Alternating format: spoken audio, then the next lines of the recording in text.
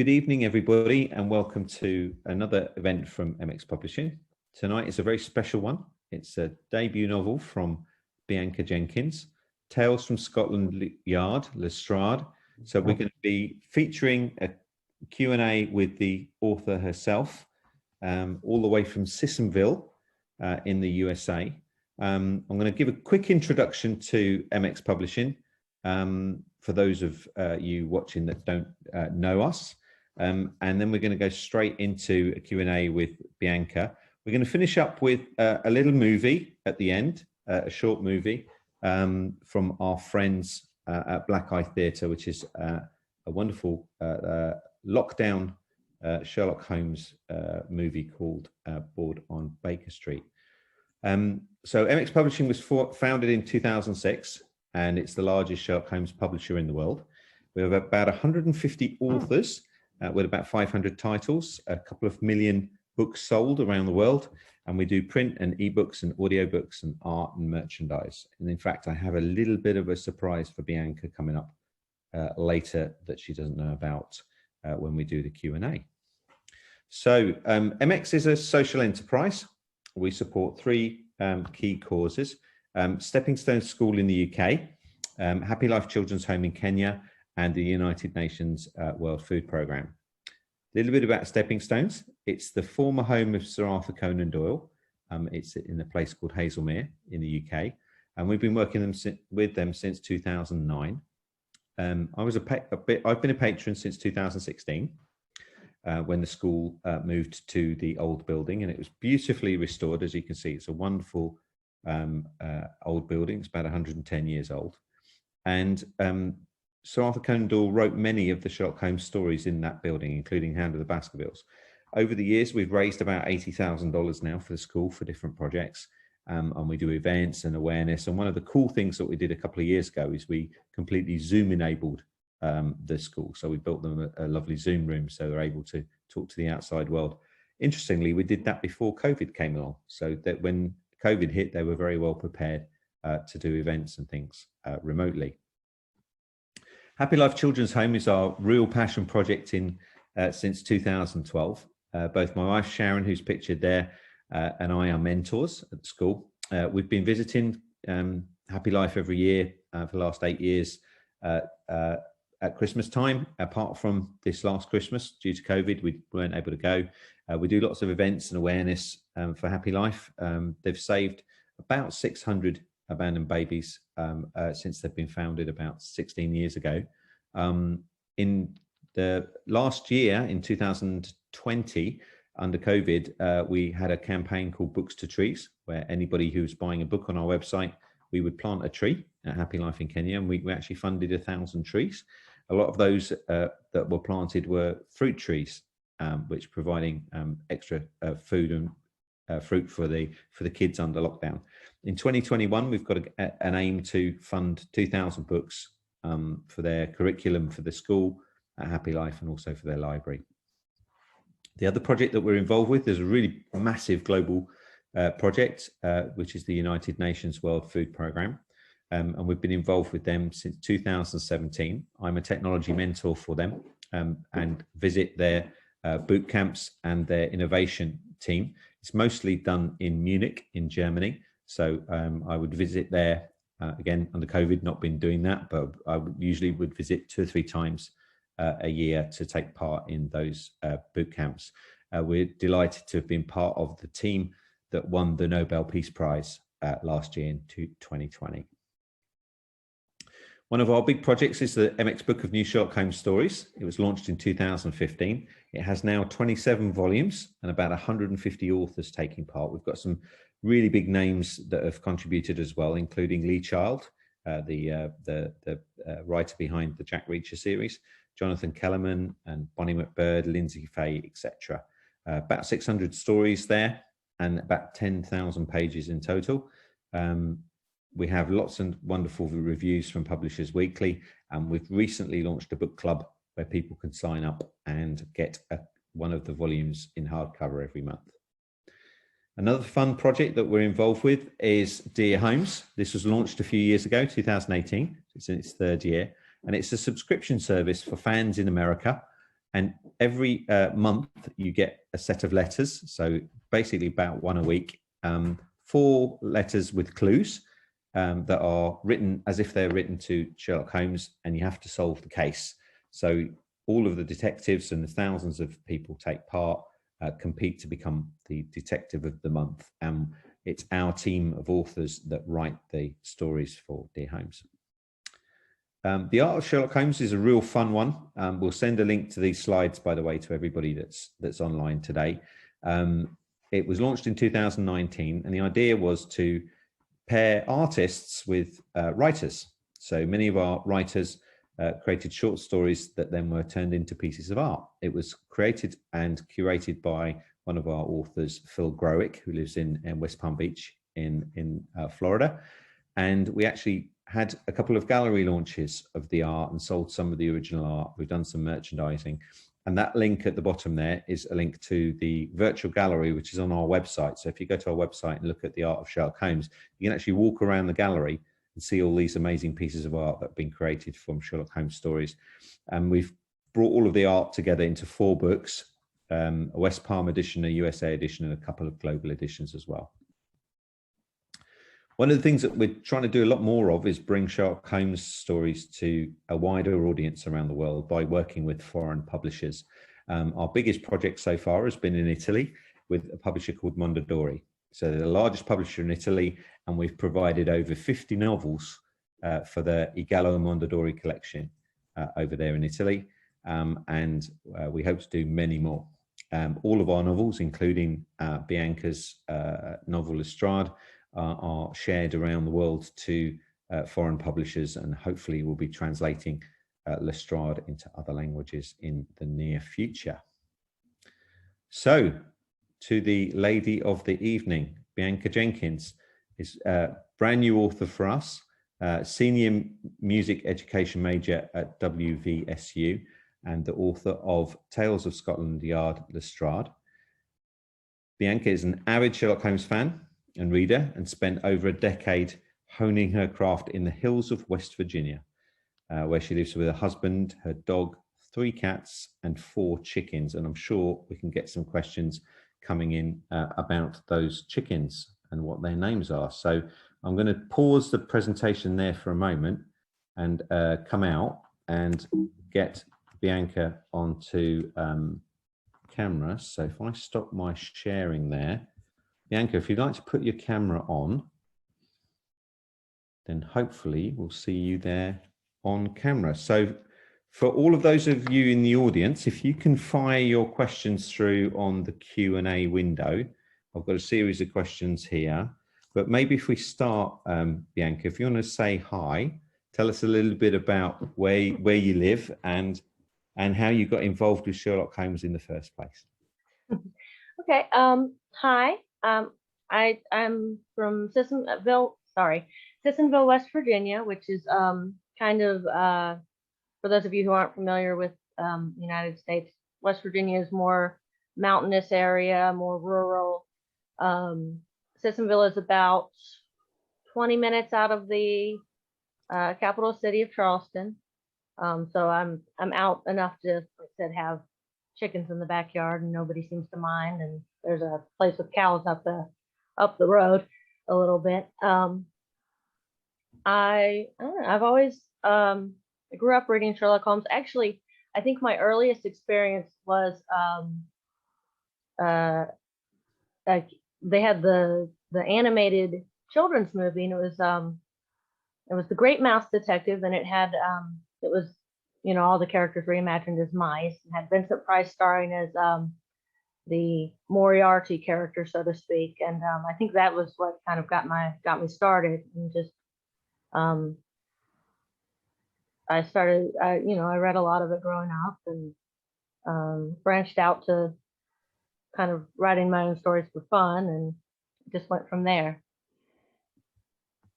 A comment straight away on the Great Mouse Detective. I was expecting some comments on this actually, because when we do Sherlock Holmes events, the Great Mouse Detective often comes up as one of the favorites from everybody. And Eddie has commented that the Great Mouse Detective was his first Holmes film as well.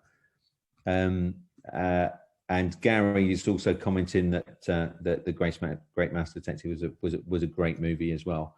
So, out of the whole canon, do you have any particular favourite stories, and I don't normally ask this one, but do you have any stories that you don't like? Because some of the stories in the canon aren't that great. Most of them are wonderful, but I think that the one that really stood out to me the most, I really enjoyed what was it, The Adventure of the Three Garradabs, and I think it's the one where Watson is actually he's injured in the during the case, and you have this moment of just this reveal that, you know, for all he talks about logic and eschewing emotion and all that, that he really does genuinely care for Watson, and in that moment you see just how much, you know, their friendship means to him. Go ahead. Yeah, I was going to say, so, and in terms of the adaptations, are you more of a fan of the traditional adaptations, or do you like the modern ones? It's I would say it's a little bit of both. I've really enjoyed BBC's Sherlock. One of the things I like in particular about that is that it doesn't necessarily portray the inspectors at Scotland Yard as idiots or as imbeciles. I mean, because kind of in some of the earlier, I feel like some of the earlier media portrayals, you know, Watson is kind of a bumbling kind of joke, and the inspectors are just, you know, they couldn't find their own feet if they needed to, and I think that's,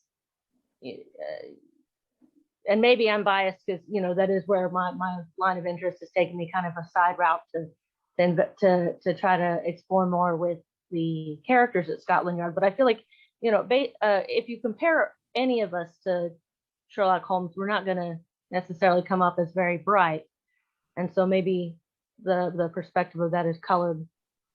You know what I'm saying? Absolutely. There's a lot of portrayals that have Watson very much as that kind of bumbling side, and definitely very negative portrayals of the police officers back then. Gary's asked a question: do you ever wish you could solve mysteries like Sherlock? I mean, it would be nice, but I don't know, one, if I have the constitution for it, because I'm not a big fan of like dealing with blood or injuries. But also, I remember that one of the museums, I remember one of them having like a Sherlock Holmes exhibit, and I was so excited, and we went, and there was a mystery that you could solve. It was like an interactive display, and I was absolutely terrible at it, so I wouldn't get very far. I would be the one that, if anything, Sherlock Holmes was losing patience, and he'd be like, this is perfectly obvious. I don't know why you have a problem." And I'd be like, "Well, if you say so." So, well, one of the most surprising things for me, and really exciting things for me in telling the rest of the Sherlock Holmes authors at MX about your debut novel, was that David Markham, who is known all over the world as probably the holding the record for having edited the most pastiches, more than anybody else. He's edited more than 600 pastiches now, and he's actually written more than 80 pastiches as well. And he generally knows what's going on in the Sherlockian world, and he generally knows what's going on with pastiches. And he posted up a picture for me of 2 folders he has of all of your fan fiction that you've written online. So I was just blown away, because, you know, obviously we've got your manuscript, we know you as writing the book, but I didn't realize there was this really big, there's like a Bianca Jenkins canon, right? There's a whole ton of stuff that you've written. Tell us a little bit about the fan fiction and how you got into that. I guess, I mean, in ninth grade, I decided I was going to write a book. I decided, and I was going to base it off of a video game. And um, I actually still have, I have it actually still posted online in a fan fiction forum. And I occasionally go back, and it's a nice way to see this is how much I've grown. But I was convinced that that was going to be my book and my masterpiece and my novel. Um, and I just kind of, I guess I just kept writing. It was for me, I don't know. I have a very active imagination, and it just something I really enjoyed. And so I wrote for some books that I had really enjoyed, or shows, or movies, and that kind of thing, and just whatever I was interested in at the time. Um, and I think for the Sherlock Holmes fan fiction, it started out as kind of well, again, you know, these side characters can't be, you know, they can't be quite as foolish as they're always portrayed. And so I was interested in, you know, that the world from their viewpoint. And actually, I read a lot of fan fiction as well. And one of, I believe she's also published with MX Publishing, Marsha Wilson. I found some of her stuff early on, and it kind of, I think, was some early inspiration. And I love her work. I have most of her most of her books sitting here on my shelf, and I've read them and read them again. But I was very interested in not so much, you know, I love the Sherlock Holmes stories, but I was very interested in, you know, well, there's a whole nother world. You know, there's people out there that they have to interact with him, and but most of the time they hopefully have to figure out how to manage without him. Yeah, Marsha's books are incredible. You by Bones is has just had a big review by Wendy Heyman Marshall, who is the author behind Mrs. Hudson's Kitchen, which has proved hugely popular. Which is kind of a back behind the scenes look at Baker Street with recipes. So you hear all the stories from Mrs. Hudson plus 50 recipes in the book. So yeah, Marsha has done a lot of fan fiction too. Your fan fiction, is it all from the perspective of the police officers, or you from that character perspective, or do you do any Holmes and Watson? Primarily, I have trouble with. I feel like Sherlock Holmes is a complicated character, and I love to read him, but I have trouble, I think, getting into his headspace. And I don't know if it's because I just mentally I feel like he's just there's so much higher than um or there's so much more going on mentally than perhaps um we always lock into. But I do mostly it's mostly from the perspective of the other um the Scotland Yarders. Um there's one that's just a series of like kind of brief little, I don't know what to call it, essays perhaps, like little scenes from the perspective of like one of the inspector's wives, and kind of like how she has to deal with kind of them being the police. But it's primarily the Scotland Yarders.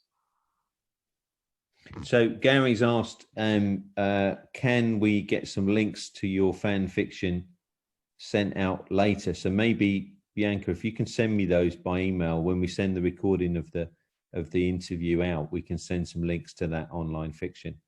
So, yeah. That would be fine, with the understanding that this is an account that I've had since I was maybe in 7th grade, and I tend to leave the stuff up as kind of, again, documentation of this is how far I've come. So it kind of documents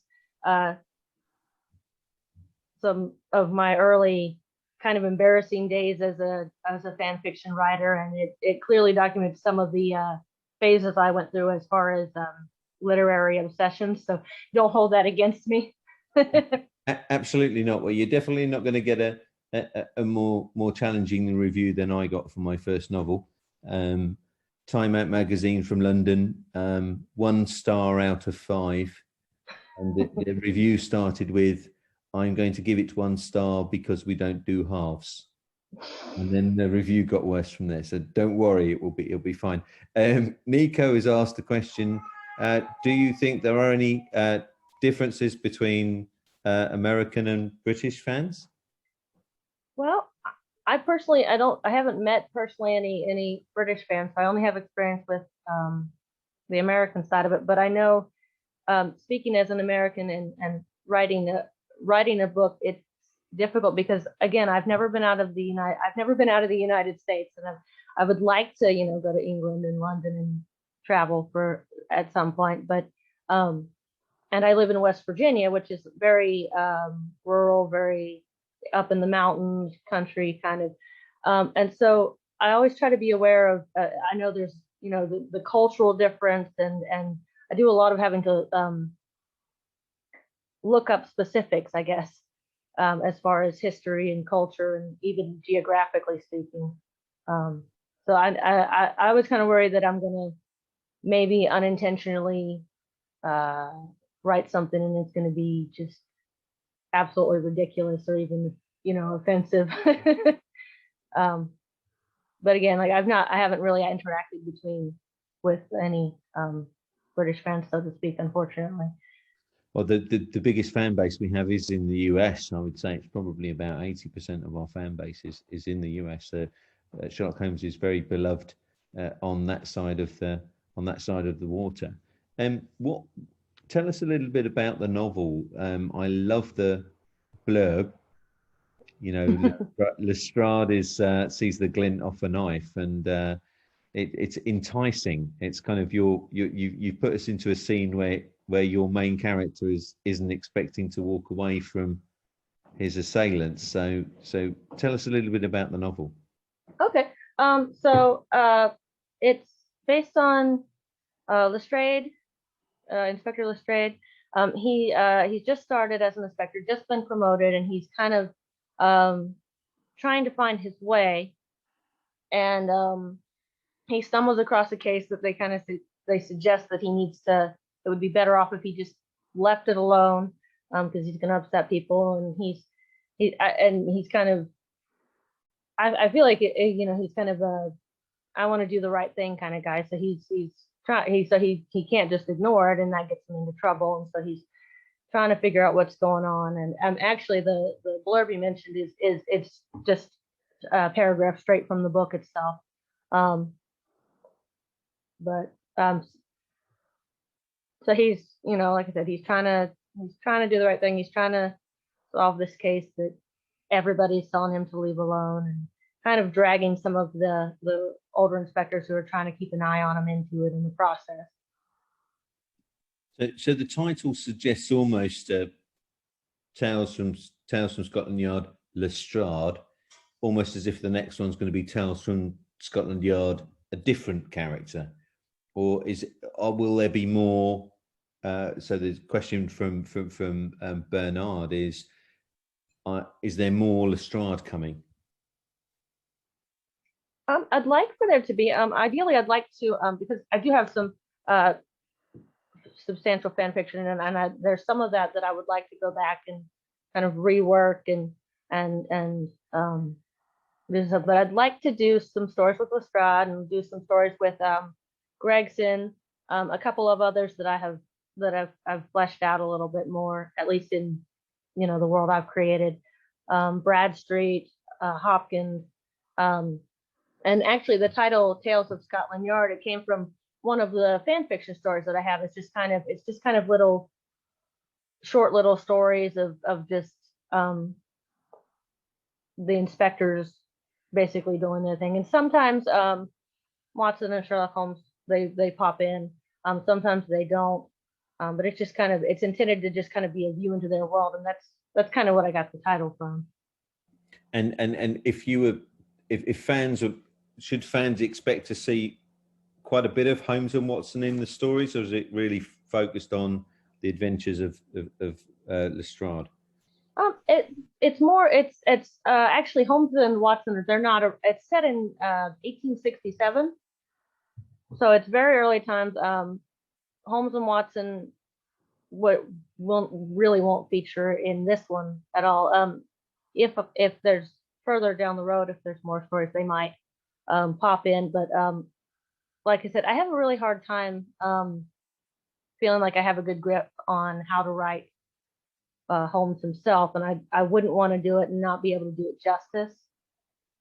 And my interest apparently seems to be kind of off the side path there to inspectors more than necessarily Holmes.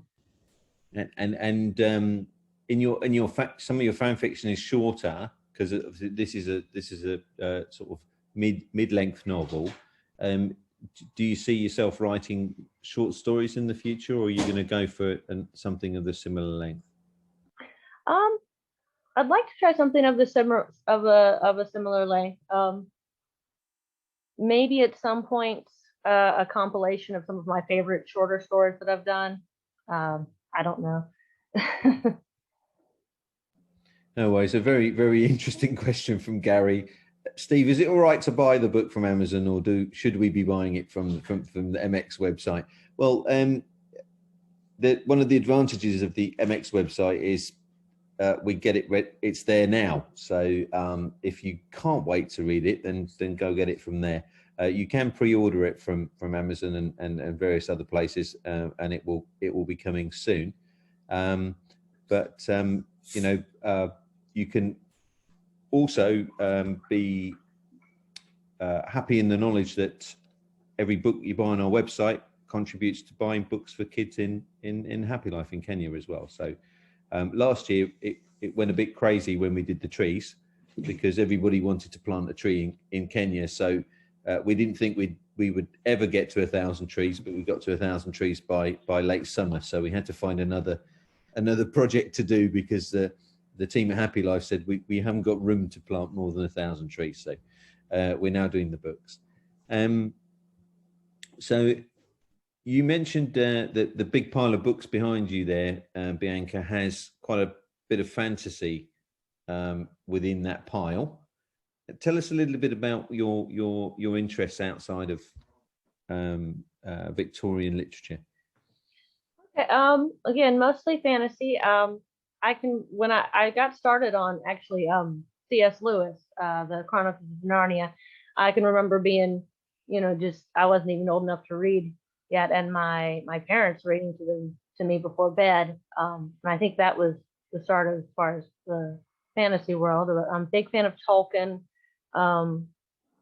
There's another writer. It's her name is Tamora Pierce, and she's got a whole lot of fantasy books, and they're more young adult geared, and they deal with a lot of growing up, and especially growing up from the perspective of a woman, and how difficult that can be, and a lot of the challenges you have to face. And those have been particularly, I guess, inspirational for me personally.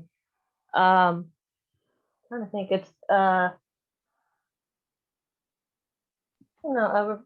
read a lot of I guess children's versions of the classics growing up.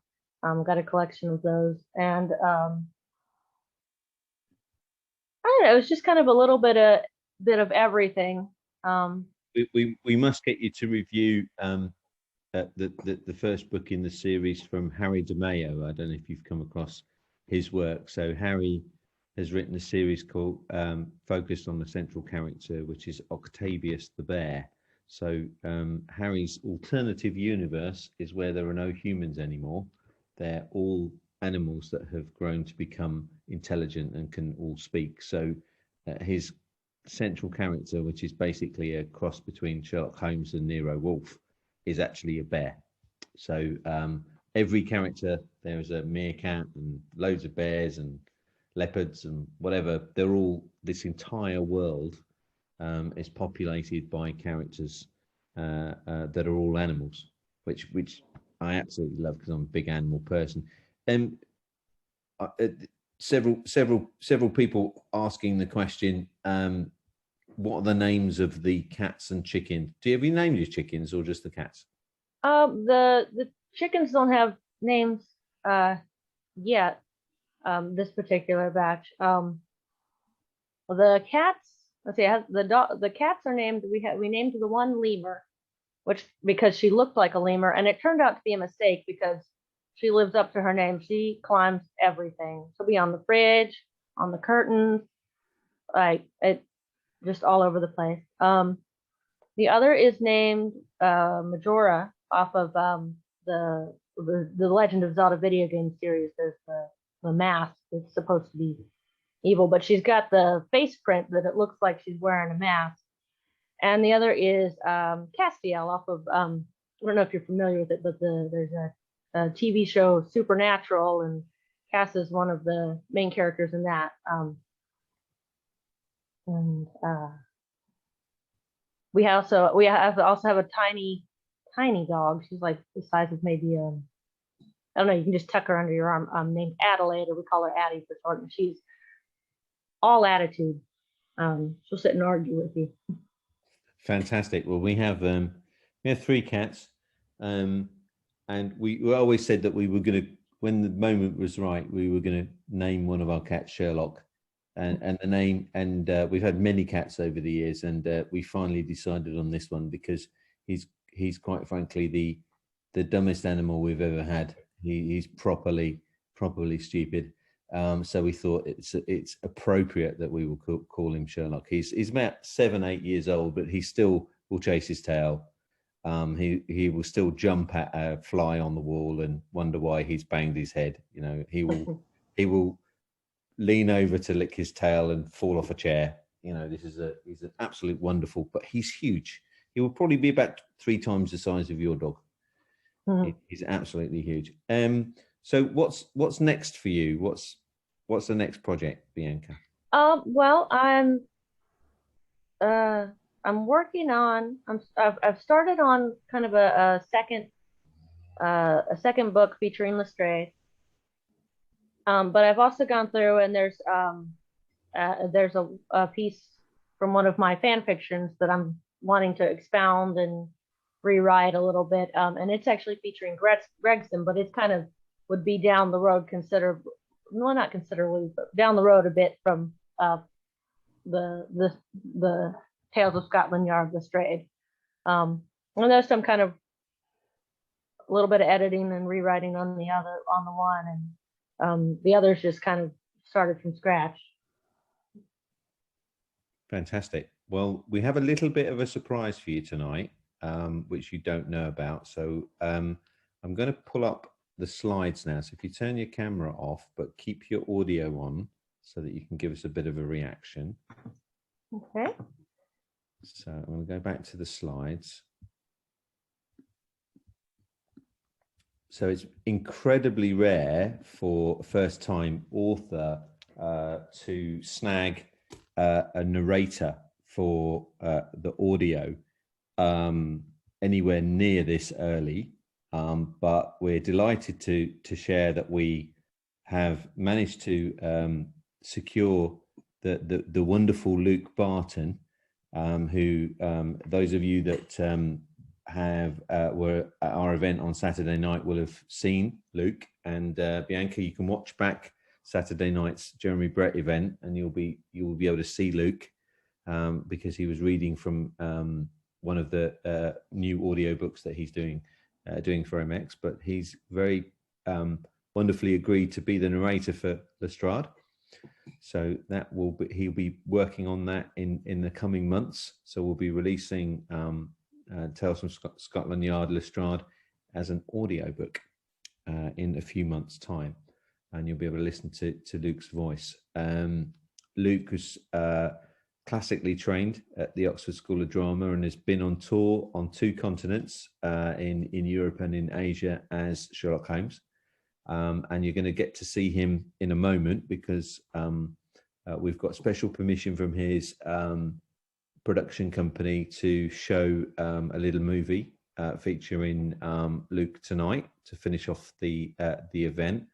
And the movie is from that has been written by the wonderful Bonnie McBird. So I don't know if you know Bonnie, but she is an author, an actor, director, and she actually wrote the movie Tron. So if you're into your fantasy movies, Bonnie wrote the original Tron, and she's written 4 Sherlock Holmes pastiches, and she works for one of the biggest publishers in the world, HarperCollins. and her first novel was Art in the Blood, and her brand new novel is coming out actually on the 1st of April, so in a couple of days' time, called The Three Locks, which is her fourth book. But Bianca, you've gone very quiet. What are your thoughts? Are you excited? I'm very excited, and wow. Yeah, sorry to surprise you live on live at your book launch, but we were so excited about this. This is really rare. I mean, it normally takes months and sometimes years for us to get a narrator to agree to do a book, and certainly to do a debut novel. But we've done a lot of work with Luke, and he's wonderful. So wow. I mean, it's kind of overwhelming, because I mean, I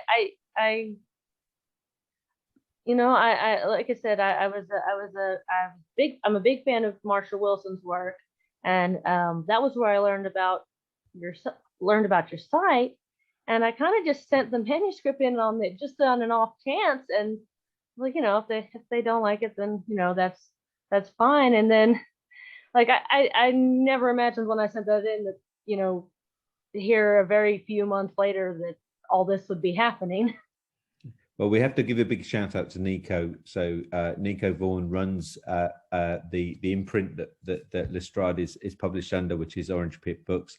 Nico's online the line tonight, and she plays a very key role in bringing alternative Sherlock Holmes fiction into the fold here at MX, because most of what we publish is very traditional pastiche, which is Holmes and Watson in the style of Conan Doyle, but we're very much branching out to bring these kind of stories in. I'm going to leave us on the final note tonight with this little movie, which features Luke Barton, written by Bonnie McBird. So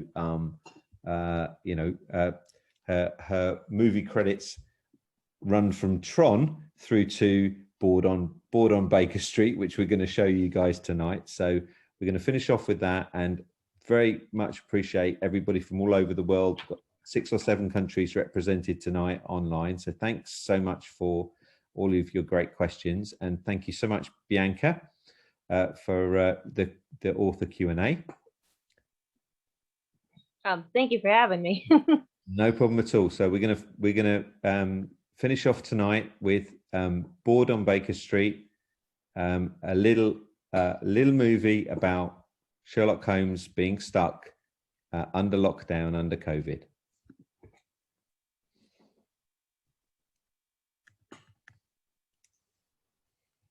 Holmes, Watson here. I'm writing to you from the delightfully sunny south of France, where I'm attending a conference on diseases of the tongue.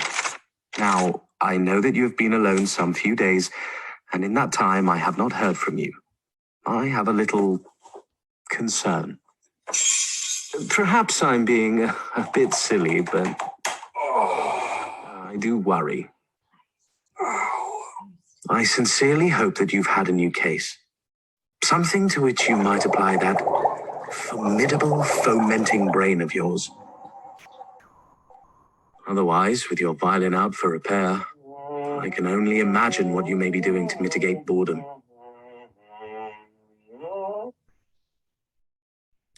Yes, there's supposed to be video, says Gary. Gary, are you seeing the video, guys? Or just the audio? All I'm hearing is the audio.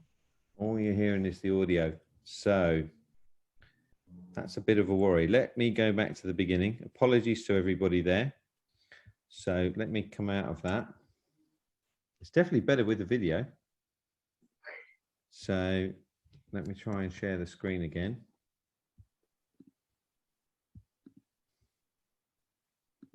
Always worth asking whether you can see the video or not. Right, let's try this again. Just audio from Suzanne. Okay, let's go to now. Can you see Luke on the screen now? Yeah, it's on there. It's on there. Look at this. I'm going to have to do some serious cutting on the video here. so that when we load this up on the website, it will look really professional. So let's try that again. So imagine the last minute didn't happen. Now we're going to go back into the video again. So apologies for that. So if somebody in the chat window can let me know that the video is playing okay, that would be great.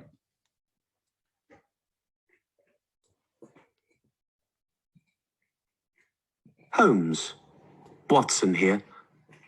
I'm writing to you from the delightfully sunny south of France, where I'm attending a conference on diseases of the tongue. Now, I know that you have been alone some few days, and in that time I have not heard from you. I have a little concern. Perhaps I'm being a bit silly, but I do worry. I sincerely hope that you've had a new case. Something to which you might apply that formidable fomenting brain of yours. Otherwise, with your violin out for repair, I can only imagine what you may be doing to mitigate boredom. I am hoping you've found a new obsession. Scratch that. Interest. And at this very moment, penning one of your trifling monographs. If not, Holmes, I fear for that monster to rear its head. That despicable habit that you've allowed to mar your superior intelligence. Oh. Threatening that great reasoning machine for which you are so justifiably lord. I worry that you will be unable to resist that siren call. Holmes, I beg you to abstain. I know what boredom and containment can do to a man, but fight it, my friend. I am sure that a new, exciting case is right around the corner. Steady on, good fellow. We will be back in the game before you know it.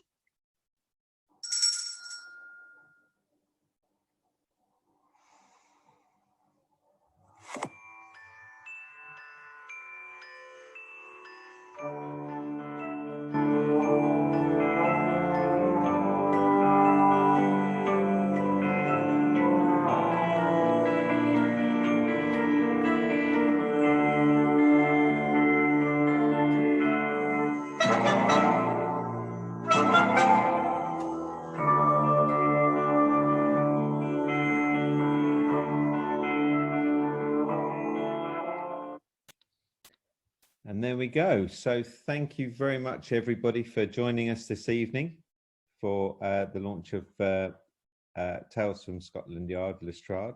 Thank you so much for joining us, Bianca.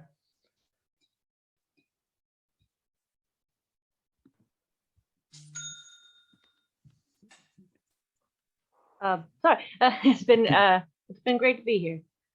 Wonderful. So thank you, everybody. Have a wonderful week, and we'll make sure that we cut the recording, and I'll try and cut out that terrible audio version that I put in the middle there. So thanks, everybody, for joining, and look forward to seeing you on the next event. Thanks, Bianca.